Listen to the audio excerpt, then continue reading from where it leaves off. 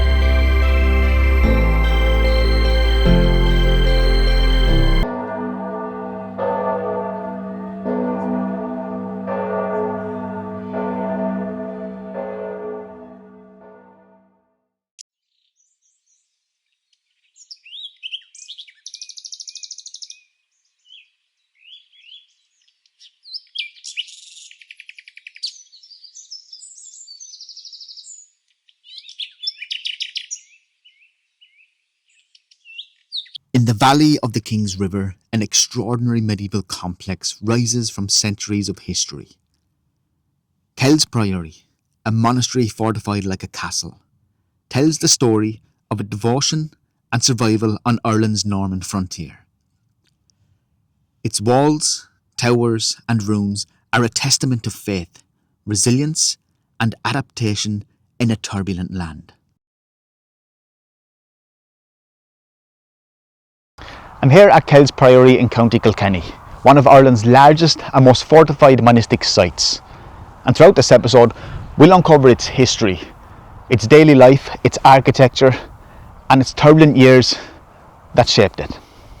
Long before Kells Priory existed, the King's River Valley was a contested frontier. You had Gaelic clans controlled surrounding territories, conducting raids and defending fertile lands. The Normans, forever expanding under Strongbow's campaigns, sought to establish control, stabilise trade routes and assert their authority. The land offered fertile soils for crops, abundant water and natural defences, but survival depended on careful planning and fortified construction. Excavations reveal pre-monastic settlement layers, early field boundaries and artefacts such as iron tools and pottery, suggesting that human activity predated the priory's foundation. Looking across these fields today, you can clearly see why the Normans chose this particular site. Fertility. Even today, even now, sheep are still grazing this land. It had the river, the King's River, just to the north behind me, behind those walls, which is good for transport. But the place was so good that it was so valuable and rich and fertile, but it was also vulnerable. In 1193, Geoffrey Fitzrobert, ally and close friend of William Marshal, founded Kells Priory for Augustinian Canons regular. The Augustinians, unlike cloistered Benedictines, engaged actively with communities, offering educational, pastoral care and estate administration. The priory became a centre of both spiritual and secular influence. The foundation included lands, tiths, mills and churches. Kells Priory was not only a religious centre, but also a hub of Norman administration, controlling river crossings, trade routes and local populations. The priory exemplified Norman strategy, consolidating power through faith, architecture and economic control. The National Monument of Kells Priory covers just over 3 to 4 acres, making it one of Ireland's largest monastic sites. However, the lands granted by Geoffrey Fitzrobert to the Canons are much more extensive. They held approximately 1,700 acres. The church dominated the upper terrace, with cloisters, chapter house, dormitories and refectories surrounding it.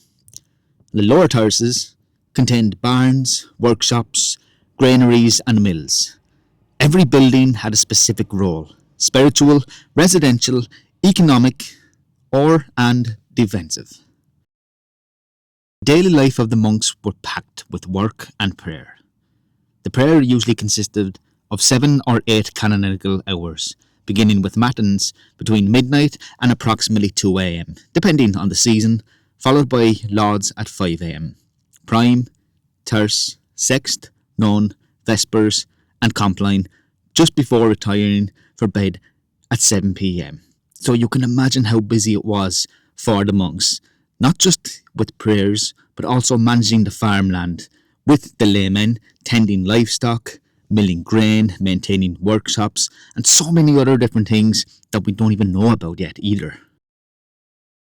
When it comes to the everyday life of the monks, there would have been, in regards to study, scripture reading, manuscripts, copying the manuscripts, copying the Bible, interpreting the Bible, and also teaching novices. In terms of meals, the meals were eaten in the refectory, and always eaten in silence. And while they were eating, there was always an appointed monk who would read scripture aloud so that they can listen to the different parts of the Bible in silence. Now, the hierarchy consisted of several different people, but the prior oversaw all.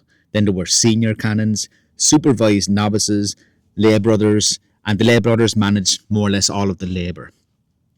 In terms of healthcare, the infirmary cared for sick and the injured. Medical herbs and bone analysis show active treatment of illness and trauma. Education and literacy. There is evidence from surviving manuscripts, and it suggests that there was a high literacy rate. Teaching, reading, writing, and Latin. However, the first language of the local people, and likely many of the canons themselves, was Oscuelga, Irish. As the canons were involved in pastoral care and the community, using Irish would have been essential for communication and ministry. The first canons were of Anglo-Norman or English background, and Geoffrey Fitzrobert brought them from Bodmin Priory in Cornwall, England. Now, for decades, the priors continued to be appointed from Bodmin, but by the 14th century, this practice was stopped, and priors began to be elected locally in Ireland. When it comes to the architectural details of Kells Priory, we've had many different things, like we've mentioned, like cloisters, dormitories, refectories, grains, mills, and so on. But the cloisters, they were like an arcaded walkway with a central garth for meditation and exercise. The dormitories would have been stone platforms, built-in fireplaces, stair access to church for night prayers, and the refectory and kitchens would have had large hearths, basically ovens, and there was actually evidence of fish, grain, herbs, and livestock for preparation in that particular area, such as bones and tools and kitchen knives and so on like that. Walking here, you can almost imagine the rhythm of life, from the bell tolls to walking even the gravel, from the monks talking to each other, from praying, the different labour tasks, the choirs, everything. You can picture it by being here, being so quiet. It's so surreal when you're here on your own. Kells Priory frontier location meant it was constantly at risk. Now, historical records indicate that major raids took place in 1252 by Lord William the Birmingham, and in 1316-17 the Scottish army led by Edward Bruce, who was the brother of Robert the Bruce, attacked the area during his invasion of Ireland, and again in 1327 by another family member of the de Birmingham family. Now, during these attacks, dormitories, kitchens and roofs were set ablaze. This in turn forced the monks and the lay brothers to flee or to defend the site.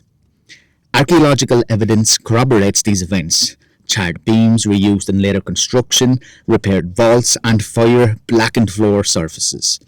Stone walls were thickened in response, arrow loops added to the curtain walls, and towers reinforced, and the repeated destruction shaped the priory's architecture, a rare fusion of monastic devotion and military preparedness. So because of these attacks, lives of the monks and the lay brothers changed, even the community itself.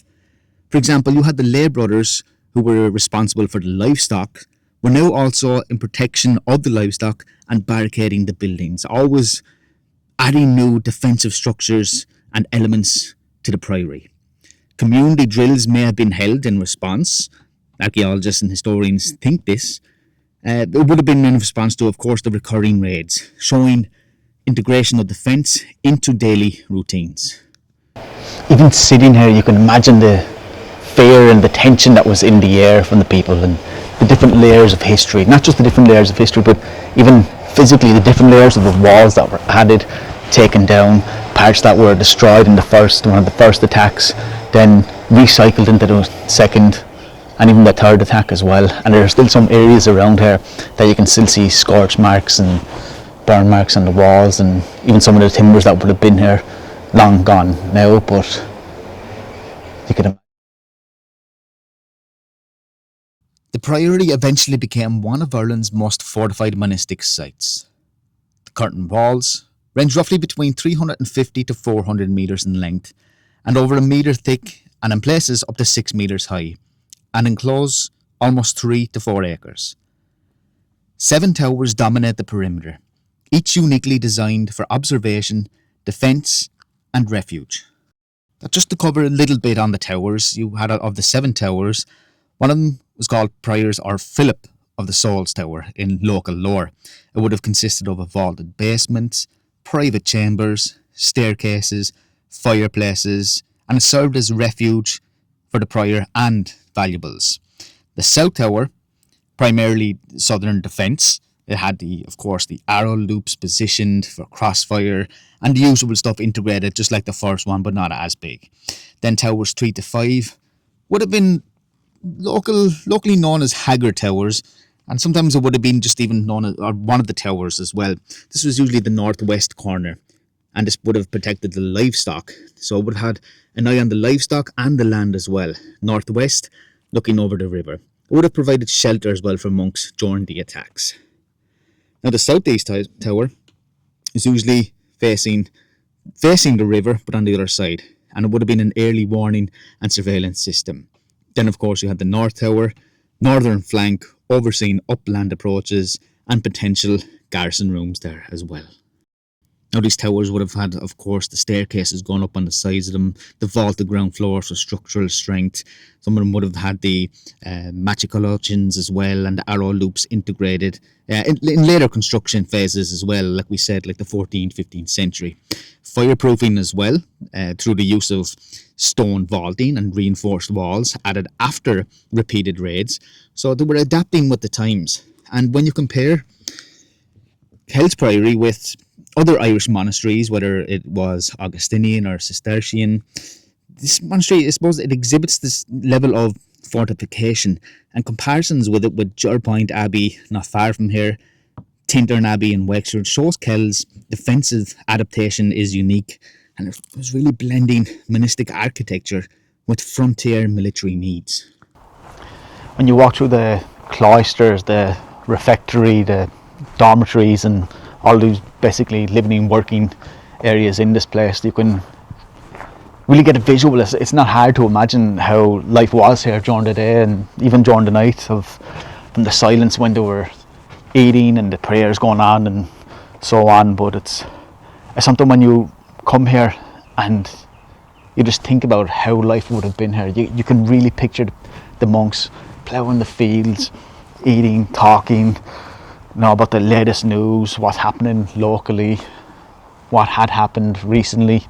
So it's one of those places, because the place is so well preserved, that you can really picture it so easily, I think.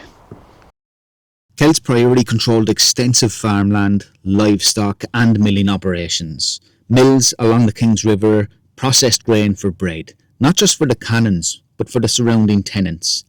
Workshops produced tools, textiles and carpentry items, and archaeological finds reveal coins, pottery and trade goods, indicating economic activity beyond the priory. Some of the economics in the area would have included collecting the tis from tenants, the livestock management such as sheep, cattle, pigs, cows and so on, the grain storage in the granaries. There's evidence of crop rotation here as well. As we said, the workshops would have had blacksmithing, wool production, carpentry, and of course trade as well, which was very important. There was interaction with nearby Kilkenny city as well, and regional markets of course around the area. However, less than 400 years after the establishment of Kells Priory in 1193 by Geoffrey Fitzrobert, King Henry VIII enacted the Dissolution of the Monasteries Act. This is when all assets were seized from Catholic monasteries. Canons were expelled, lands seized, buildings repurposed. The last prior was Nicholas Tobin, and he and 2 others surrendered the church and property to the Crown. Archaeological evidence shows continued occupation in a limited capacity. Pottery fragments, tools, minor construction into the 17th century by a prior who was appointed by the Pope. His name, Patrick Comerford. But he was banished during the Cromwellian Wars in 1650, after which the priory finally started to fall into ruin. The priory's religious life ended, but its walls preserved the legacy of faith, labour and resilience in a turbulent frontier.